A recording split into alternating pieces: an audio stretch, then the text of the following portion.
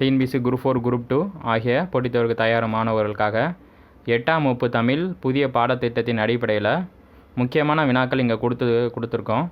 Exam point of வியூவில் எந்தெந்த போர்ஷன்ஸ்லேருந்து உங்களுக்கு கொஸ்டின்ஸ் வரும் அப்படின்றத கொஞ்சம் யோசித்து தான் இந்த வீடியோ கொடுத்துருக்கோம். உள்ளே ஏகப்பட்ட கேள்விகள் இருக்குது. இப்போ நம்ம இந்த வீடியோக்குள்ளே போகலாம். தமிழ் முக்கிய வினாக்கள் இந்த தலைப்போட பெயர். 8ஆம் வகுப்பு புதிய பாடத்திட்டம் தமிழ்லேருந்து நம்ம எடுத்திருக்கோம். ஃபஸ்ட்டு கேள்வி பாருங்கள், அகர வரிசை. முதல் கேள்வி அகர வரிசை. அப்போ தமிழ் 100 கேள்வியில் அகர வரிசையிலேருந்து கண்டிப்பாக 3 கேள்விகள் வரும். அதிகபட்சம் 3 கேள்விகள் வரும். அப்படி இல்லைன்னா 2 கேள்விகள் வரும். அப்போ ஒரு கேள்விக்கு 1.5 மதிப்பெண்கள். அப்போ 2 கேள்விக்கு நமக்கு 3 மதிப்பெண்கள் கண்டிப்பாக நமக்கு கிடைக்கும். அப்போ 8th பாடப்புத்தகத்தில் 7.1லேருந்து 7.2 வரைக்கும் இருக்க அகர வரிசையில் எடுத்துக்காட்டுக்கு ஒன்று கொடுத்துருக்கேன். இங்கே இப்போ நம்ம கேள்விக்கு போயிடலாம். அகர வரிசைப்படுத்துக கேள்வி. எழுத்து, ஒளி வடிவம், அழகு உணர்ச்சி, ஏழ் கடல், இரண்டல்ல, ஊழி, உரைநடை, ஔகாரம், ஓலைச்சுவடி, ஆரம் நீ, ஈசன், ஐயம். கேள்வியை பாருங்கள். எழுத்து, ஒளி வடிவம், அழகு உணர்ச்சி, ஏழ் கடல், இரண்டல்ல, ஊழி, உரைநடை, ஔகாரம், ஓலைச்சுவடிகள், ஆரம் நீ, ஈசன், ஐயம். அப்போ அகர வரிசையில் முதல் எழுத்து என்னது? ஆ. அப்போ முதல் எப்படி வரும்? அழகு உணர்ச்சி, ஆரம் நீ, இரண்டல்ல, ஈசன், உரைநடை, ஊழி, எழுத்து, ஏழ் கடல். அப்போ எழுத்துக்கு அப்புறம் தான் எது வரணும்? ஏழ் கடல். ஐயம், ஒளி வடிவம், ஓலைச்சுவடிகள், ஔகாரம். திருப்பி சொல்லுவோமா விடை? அழகு உணர்ச்சி. அழகு உணர்ச்சிக்கு அப்புறம் தான் ஆக்கு அப்புறம் ஆ நெடில் வரணும். அப்போ அழகு உணர்ச்சி, ஆரம் நீ, இரண்டல்ல. அடுத்து என்ன வரணும்? ஈக்கு அப்புறம் நெடில், ஈ, ஈசன். உரைநடை, ஊ. அடுத்து ஊ, ஊழி. எழுத்து, ஏழ் கடல், ஐயம், ஒளி வடிவம், ஓலைச்சுவடிகள், ஔகாரம். அழகுணர்ச்சி, ஆரம் நீ, இரண்டல்ல, ஈசன், உரைநடை, ஊழி, எழுத்து, ஏழ் கடல், ஐயம், ஒளி வடிவம், ஓலைச்சுவடிகள், ஔகாரம். இதுதான் முதல் கேள்விக்கான விடை. கண்டிப்பாக இது ஆப்ஷன் சியில் தான் வைப்பாங்க, கவனமாக இருங்க. அடுத்த கேள்வி, உரிய மரபு தொடர்களை எழுதுக. உரிய மரபு தொடர்களை எழுதுக. பறவைகளின் ஒளி மரபு 8th புத்தகத்தில் இருக்குது. பறவைகளின் ஒளி மரபுலேருந்து ஆந்தை அலரும், காகம் கரையும், சேவல் கூவும், குயில் கூவும், கோழி கொக்கரிக்கும், புறா குணுகும், மயில் அகவும், கிளி பேசும், கூகை குளரும். தலைப்பென்ன? பறவைகளின் ஒளி மரபு. திருப்பி சொல்லிடுவோமா? ஆந்தை அலரும், காகம் கரையும், சேவல் கூவும், குயில் கூவும், கோழி கொக்கரிக்கும், புறா குணுகும், மயில் அகவும், கிளி பேசும், கூகை குளரும். தொகை மரபு. தொகைன்றது மொத்தமாக இருக்கிறத சொல்லக்கூடியது. கூட்டுத்தொகை மொத்தமாக இருக்கிற கூட்டத்துக்கு இன்னொரு பேர் தான் தொகை. அதில் என்ன மரபு சொற்கள் இருக்குன்னா, மக்கள் கூட்டம், மக்கள் கூட்டம், ஆ நிறை, ஆ நிறை, ஆட்டு மந்தை, ஆட்டு மந்தை. அப்போ மக்கள் கூட்டம், ஆ நிறை, ஆட்டு மந்தை. அப்போ இதிலேருந்து கண்டிப்பாக உங்களுக்கு என்ன செய்யலாம்? உரிய மரபு தொடர்லேருந்து இதிலேருந்து ஒரு கேள்வி கேட்கலாம். இப்போ பின்னாடி கேட்டிருக்கோம் பாருங்கள். அடுத்து வினை மரபு. ஒரு செயலை செய்வதற்காக கொடுக்கப்படுவது தான் வினை மரபு. சோறு உண். அப்போ சோறு சாப்பிட்டான்னு சொல்லக்கூடாது, சோறு உண்டான் அப்படின்னு சொல்லணும். சோறு உண், முறுக்கு தின், சுவர் எழுப்பு, தண்ணீர் குடி, பால் பருகு, கூடை முடை, பூ கொய், இலை பறி, பானை வனை. இதுதான் ஒவ்வொரு செயலுக்கு ஏற்ற மரபு சொற்கள்.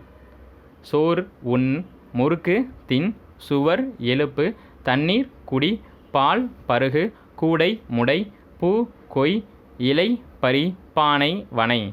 இப்போ இதை வச்சு தான் கீழே இருக்க ஒரு சரியான மரபு சொல்லை தேர்ந்தெடுத்து எழுதுக கேள்வி கேட்டிருக்கோம். ஒளி மரபில் வச்சு கேள்வி கேட்டிருக்கோம். கேள்வி என்ன? சரியான மரபு சொல்லி தேர்ந்தெடுத்து எழுதுக.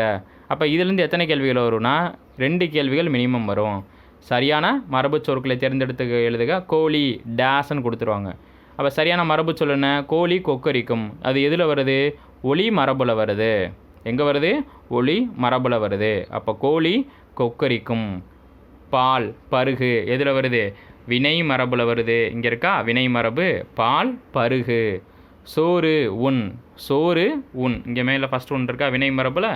அப்போ கோழி கொக்கரிக்கும், கோழி கொக்கரிக்கும் பறவையில் ஒளி மரபில் இருந்து ஒரு கேள்வி கேட்டிருக்கேன். பால் பருகு வினை மரபுலேருந்து ஒரு கேள்வி கேட்டிருக்கேன். சோறு உண் இது எதுலேருந்து கேட்டிருக்கோம்? வினை மரபுலேருந்து கேட்டிருக்கோம். அடுத்து பூ கொய் இது வினை மரபு தான். பூ கொய்து வா அப்படின்னு தான் சொல்லணும். ஆ நிறை கூட்டப்பெயர்லேருந்து கேட்டிருக்கோம். ஆ நிறை. 7 சொற்களை ஒழுங்குபடுத்தி முறையான தொடராக்குக. கண்டிப்பாக இதுலேருந்து 3 கேள்விகள் வரும். கண்டிப்பாக 3 கேள்விகள் வரும். அப்போ நமக்கு 4.5 மதிப்பெண் கிடைக்கும். முறையான சொற்களை ஒழுங்குபடுத்தி எழுதணும். வட்டெழுத்து எனப்படும் தமிழ் கோடுகளால் வளைந்த அமைந்த எழுத்து. அந்த லைனை எப்படி கொடுத்துருக்காங்க, மாற்றி கொடுத்துருக்காங்கன்னு பாருங்கள். வட்டெழுத்து எனப்படும் தமிழ் கோடுகளால் வளைந்து அமைந்த எழுத்து. அதை எப்படி நம்ம பொருள்பட அமைக்கணும்? வளைந்த கோடுகளால் அமைந்த தமிழ் எழுத்து வட்டெழுத்து எனப்படும். வளைந்த கோடுகளால் அமைந்த தமிழ் எழுத்து வட்டெழுத்து எனப்படும். இதுதான் இதுக்கான பதில். ஆப்ஷன் ஏல இருக்கும். திருப்பி சொல்கிறேன். வளைந்த கோடுகளால் அமைந்த தமிழ் எழுத்து வட்டெழுத்து எனப்படும். இதுதான் சொற்களை ஒழுங்குபடுத்தி முறையாக தொடர் அமைக்கிறது. அடுத்த கேள்வி போகலாமா? அதுவும் இதில் தான் கேட்டிருக்கோம். கேள்வியை பாருங்கள். உலகம் தமிழ்மொழி வாழட்டும் உள்ள வரையிலும். உலகம் தமிழ்மொழி வாழட்டும் உள்ள வரையிலும். அப்போ எப்படி பொருள்பட அமைக்கணும்? உலகம் உள்ள வரையிலும் தமிழ்மொழி வாழட்டும். உலகம் உள்ள வரையிலும் தமிழ்மொழி வாழட்டும். இதுவும் ஆப்ஷன் ஏல தான் விழுகும். வென்றதை பரணி பகைவரை ஆகும் பாடும் இலக்கியம். சொற்களை சீர் இல்லாமல் கொடுத்துருக்காங்க பாருங்கள். பொருள்பட அமைக்கலை. வென்றதை பரணி பகைவரை ஆகும் பாடும் இலக்கியம். அப்போ எப்படி திருப்பி வரணும்? சரியான பொருள்பட சொற்களை அமைச்சு எப்படி எழுதணும்? பகைவரை வென்றதை பாடும் இலக்கியம் பரணியாகும். பகைவரை வென்றதை பாடும் இலக்கியம் பரணியாகும். ரொம்ப ரொம்ப முக்கியமான கேள்வி. பகைவரை வென்றதை பாடும் இலக்கியம் பரணியாகும். அடுத்து அதே தான். கழுத்து பிறக்கும் இடம் உயிரெழுத்து ஆகும். கழுத்து பிறக்கும் இடம் உயிரெழுத்து ஆகும். அப்போ இதை சீர்படுத்தி பொருளின் அடிப்படையில் எழுதுங்க. உயிரெழுத்து பிறக்கும் இடம் கழுத்தாகும். உயிரெழுத்து பிறக்கும் இடம் கழுத்தாகும். இந்த மாதிரி எழுத்து வடிவம்ட்டானா சி ஆப்ஷனில் விழுகும். உயிரெழுத்து பிறக்கும் இடம் கழுத்தாகும். உயிரெழுத்து பிறக்கும் இடம் கழுத்தாகும். ஏ கலை கலையை அம்பு விடும் தமிழ் என்றது. கேள்வியை பாருங்கள். ஏ கலை கலையை அம்பு விடும் தமிழ் என்றது. அப்போ கரெக்டாக பொருள்பட அமைங்க. தமிழ் மொழி அதாவது தமிழ் அம்பு விடும் கலையை ஏ கலை என்றது. ஓரெழுத்து ஒரு மொழியில் இருக்குல்ல. அம்பு விடும் கலையை ஏ கலை என்றது. அப்போ ஆப்ஷனில் ஏல வச்சுருப்பாங்க. தமிழ் அம்பு விடும் கலையை ஏ கலை என்றது. திருப்பி சென்டென்ஸை சொல்கிறேன். தமிழ் அம்பு விடும் கலையை ஏ கலை என்றது. அடுத்து நம்ம பார்க்க வேண்டியது தமிழ் பழமொழிகள். 8th பாடப்புத்தகத்தில் கொடுத்துருக்காங்க. ரொம்ப ரொம்ப முக்கியமான பழமொழிகள். டேஸ் விட்டு கூட கேட்கலாம். இப்போ முயற்சி டேஸ் ஆக்கும், திருவினை ஆக்கும், அளவுக்கு மீறினால் டேஸும் நஞ்சு, அமுதமும் நஞ்சு, இப்படி கொடுத்து கேட்கலாம். இல்லைனா கோடிட்டு இடத்த நெருப்பை வச்சு கேட்கலாம். இப்போ ஃபஸ்ட்டு பழமொழிகள்லாம் ஒரு 2 டைம்ஸ் பார்த்துருவோம். தமிழ் பழமொழிகள். பழமொழிகள்னால் சுருங்க சொல்லி விளங்க வைப்பதான் பழமொழி. புரியுதுங்களா? முயற்சி திருவினையாக்கும், முயற்சி திருவினையாக்கும், அளவுக்கு மீறினால் அமுதமும் நஞ்சு, அளவுக்கு மீறினால் அமுதமும் நஞ்சு, சுவர் இருந்தால்தானே சித்திரம் வரைய முடியும், சுவர் இருந்தால்தானே சித்திரம் வரைய முடியும், அறிவே ஆற்றல், அறிவே ஆற்றல், கூடி வாழ்ந்தால் கோடி நன்மை, கூடி வாழ்ந்தால் கோடி நன்மை, நோயற்ற வாழ்வே குறைவற்ற செல்வம், நோயற்ற வாழ்வே குறைவற்ற செல்வம், வருமுன் காப்போம், வருமுன் காப்போம். இது எல்லாமே ரொம்ப முக்கியம்.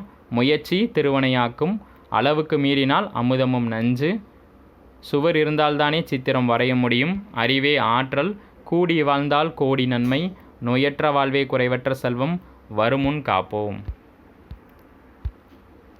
சுத்தம் சோறு போடும், சுத்தம் சோறு போடும், பருவத்தே பயிர் செய், பருவத்தே பயிர் செய், பசித்து புசி, பசித்து புசி, நல்லா பசித்த பின்னாடி தான் சாப்பிடணுன்றாங்க. சுத்தம் சோறு போடும், பருவத்தே பயிர் செய், பசித்து புசி. உங்களுக்கு 6ஆம் வகுப்பில் இருந்து 12ஆம் வகுப்பு வரைக்கும் இருக்க அத்தனை தமிழில் இருக்க புக் பேக் கொஸ்டின்ஸும் சரி, அது தொடர்பான வீடியோக்கள் உங்களுக்கு இன்றையிலேருந்து வந்துகிட்டே இருக்கும். ரொம்ப ரொம்ப முக்கியம். எந்த வீடியோவும் மிஸ் பண்ணாமல் பாருங்கள்.